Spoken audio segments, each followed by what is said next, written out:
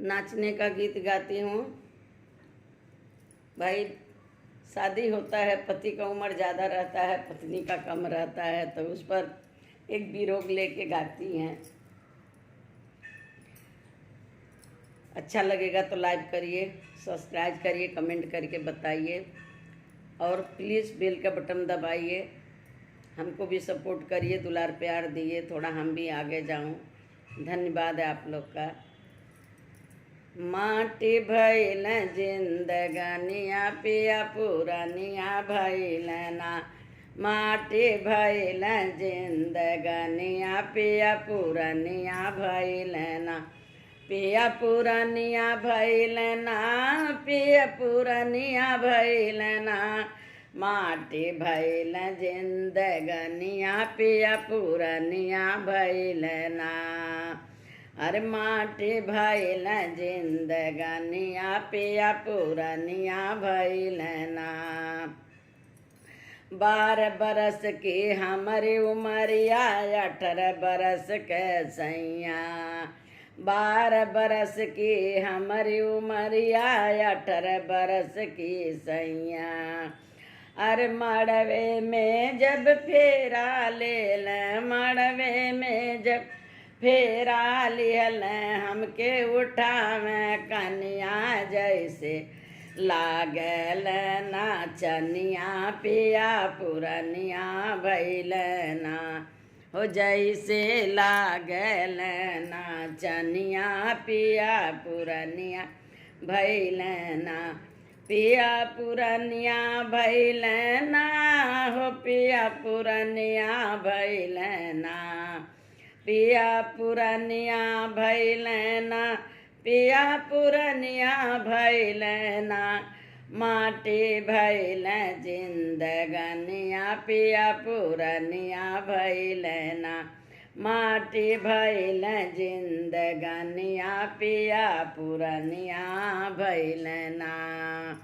हो माटी भइल जिंदगानिया पिया पुरनिया भइल ना। बारिश में जब तनिको भीजे, थर थर कांपे बदनिया हो।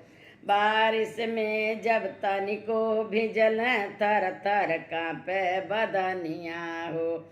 बैठल दुआरिया ऐसन खास, अरे बैठल दुआरिया ऐसन खास, जैसे धैले बाना मुनिया पिया पुरनिया भइल ना। अरे बैठल दुआरिया ऐसन खास, जैसे धैले बाना मुनिया पिया पुरनिया भइल ना। पिया पुरनिया भइल ना। माटी भइल जिंदगानिया पिया पुरनिया भइल ना। माटी भइल जिंदगानिया पिया पुरनिया भइल ना। पिया पुरनिया भइल ना, पिया पुरनिया भइल ना। माटी भइल जिंदगानिया पिया पुरनिया भइल ना। माटी भइल जिंदगानिया पिया पुरनिया भइल ना। केहू से जब बोलत देखे हमके कहें बेरिनिया हो। केहू से जब बोलत देखल हमके कहें बेरिनिया हो।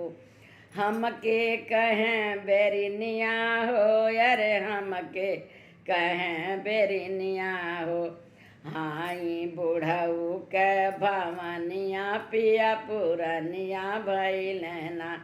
हम त बुढ़ऊ के भवनिया पिया पुरनिया भइल ना।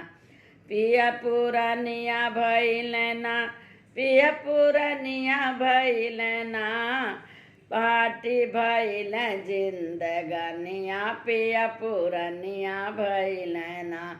माटी भइल जिंदगानिया पिया पुरनिया भइल ना। हो माटी भइल जिंदगानिया पिया पुरनिया भइल ना। पिया पुरनिया भइल ना। पिया पुरनिया भइल ना। माटी भइल जिंदगनिया पिया पुरनिया भइल ना, माटी भइल जिंदगनिया पिया पुरनिया भइल ना। धन्यवाद दीदी लोग।